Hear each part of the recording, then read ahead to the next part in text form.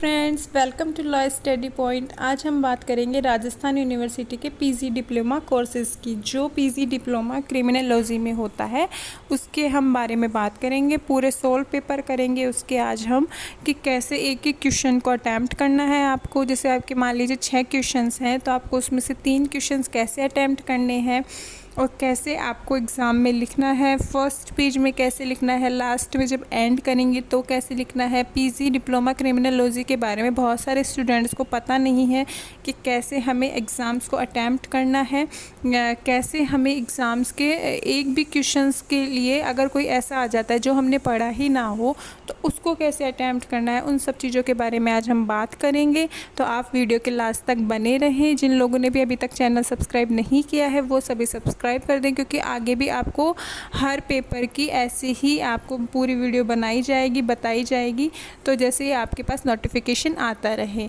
तो चलिए अब हम बात करते हैं फर्स्ट पेपर की।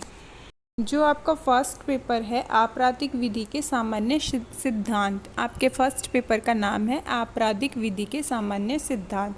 तो ये आपका फर्स्ट पेपर होगा। आपके 14 जुलाई से एग्ज़ाम स्टार्ट हो रहे हैं। तो अभी हम जानते हैं कि अब आपको इस फर्स्ट पेपर को कैसे अटैम्प्ट करना है। तो कुछ टिप्स है। पहले तो आप पहले black pen blue pen use करें, लेकर जाएं, और आपका आधार कार्ड लेकर जाएं घर से, क्योंकि जो आपका वहाँ पे कोई भी आइडेंटिफाई अगर होता है तो आधार कार्ड के बेस पे चेक हो जाता है। स्केल लेके जाएं, क्योंकि कॉपी में स्केल का बहुत सारा यूज़ होता है।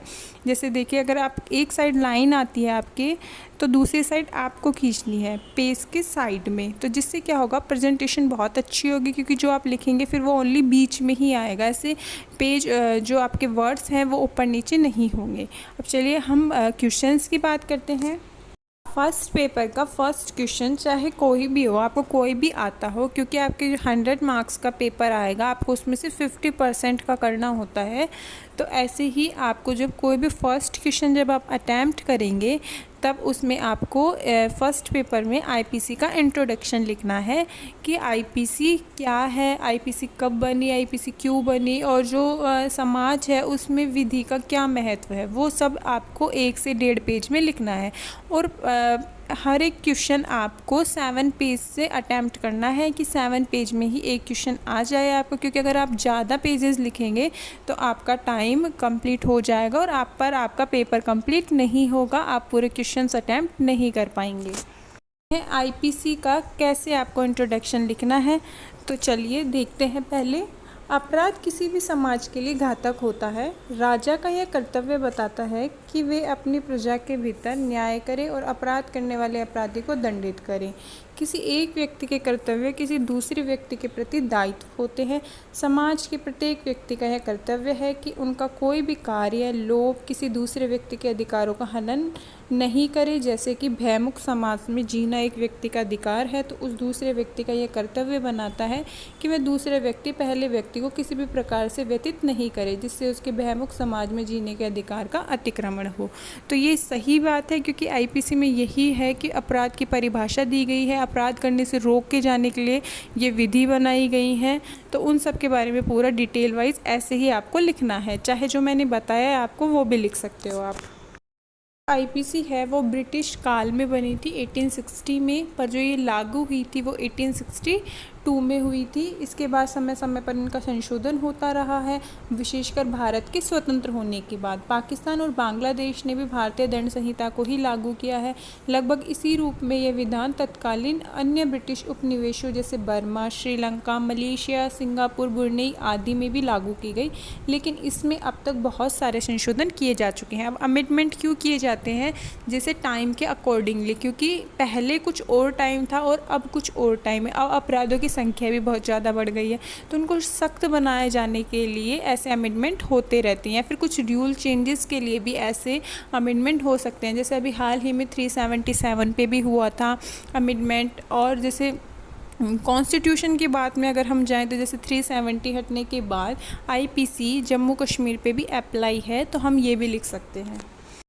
जो आईपीसी है भारत के अंदर किसी भी नागरिक द्वारा किए गए अपराधों की परिभाषा व दंड का प्रावधान करती है, किंतु यह संहिता भारत की सेना पर लागू नहीं होती। वहाँ पे अलग से आर्मी एक्ट्स बनाए गए हैं उन लोगों के लिए। और फिर जो आर्टिकल 370 है उसके हटने के बाद JNK में भी अब आईपीसी लागू है। पहले वहाँ पे रणवीर दंड संहिता लागू थी, पर अब उसको हटाने के बाद 370 को हटाने के बाद अब आईपीसी पूरे इंडिया पे अप्लाई है। देखिए जो आपकी सॉल्व पेपर है इसमें देखिए आपराधिक विधि के सामान्य सिद्धांत में general principle of criminal law में जो फर्स्ट क्वेश्चन है और जो सेकंड है अपराध क्या है, इसके विभिन्न तथ्यों पर प्रकाश डालिए और दुराशय, ये मैंने आपको पहले वीडियो में करवा चुकी हूँ। अगर जिन लोगों ने नहीं देखा है उनको आप सबको डिस्क्रिप्शन बॉक्स में लिंक मिल जाएगा, वहाँ से भी जाके देख सकते हैं।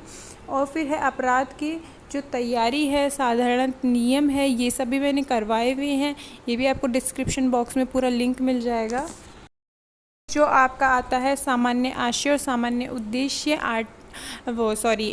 सेक्शन 34 और 149 से रिलेट है, ये भी मैंने पूरा अच्छे से करवाया हुआ है। इनका भी डिस्क्रिप्शन बॉक्स में मिल जाएगा क्योंकि मैंने मोस्टली फ़र्स्ट पेपर को पूरा कवर करवा चुकी हूँ। अब वहाँ डिस्क्रिप्शन बॉक्स में आपको पूरे लिंक मिल जाएंगे, वहाँ से जाके आप पूरे अच्छे से देख सकते हैं कि कैसे लिखना है। जैसे अगर मान लीजिए जैसे सामान्य आशय है, फिर भी मैं थोड़ा आपको बता देती हूँ यहाँ भी कि जैसे सामान्य आशय के बारे में लिखोगे तो पहले आपको सामान्य आशय के बारे में जैसे ही क्वेश्चन स्टार्ट करोगे तो वहाँ पे लिखना है आपको विस्तार। फिर विस्तार में लिखना है कि आईपीसी में सामान्य आशय का प्रोविज़न डाला ही क्यों गया, पहले तो उसके बारे में पूरा लिखना है। फिर उसके बाद आपको लिखना है कि जो ये सामान्य आशय है ये कौन से आईपीसी के पार्ट में है, कौन से अगर स्टार्टिंग से ही है तो मतलब इसके पूरी डिटेल लिखनी है। फिर उसके बाद पार्ट और ये सब लिखने के बाद फिर आती है 34 सेक्शंस की जो डेफिनेशन है वो, फिर उसके केसेस, फिर उसके बाद जो सामान्य उद्देश्य है उनके जो 149 से रिलेटेड जो भी आपके डेफिनेशन क्लॉजेस हैं वो, फिर उसके केसेस, फिर उनमें दोनों में डिफरेंसेस, फिर जैसे 34, 35 जितने भी सामान्य आशय से रिलेट करते हैं सेक्शंस उनको लिखना है। ऐसे मैंने पहले भी बता रखा है आपको वीडियो में, तो आपको डिस्क्रिप्शन बॉक्स में उसका लिंक मिल जाएगा। यह आपकी क्रिमिनल कॉन्स्पिरेसी में आपको वही सेम पार्ट लिखना है। क्रिमिनल कॉन्स्पिरेसी से कौन कौन से जो अपराध हैं वो सब बनते हैं उनके बारे में लिखना है। अपराध की आप परिभाषा भी लिख सकते हो स्टार्टिंग में, जैसे आप क्वेश्चन स्टार्ट करोगे फिर उसके बाद जो जैसे पार्ट है उसके बारे में लिखोगे, फिर उसमें जो सेक्शंस हैं 120A 120B तो उसके बारे में लिखोगे। यहीं से रिलेट एक एविडेंस का सेक्शन भी करता है सेक्शन 10, फिर वहाँ से भी लिख सकते हो आप। पूरा एविडेंस के सेक्शन 10 को भी यहाँ पे इंट्रोड्यूस कर सकते हो पूरा।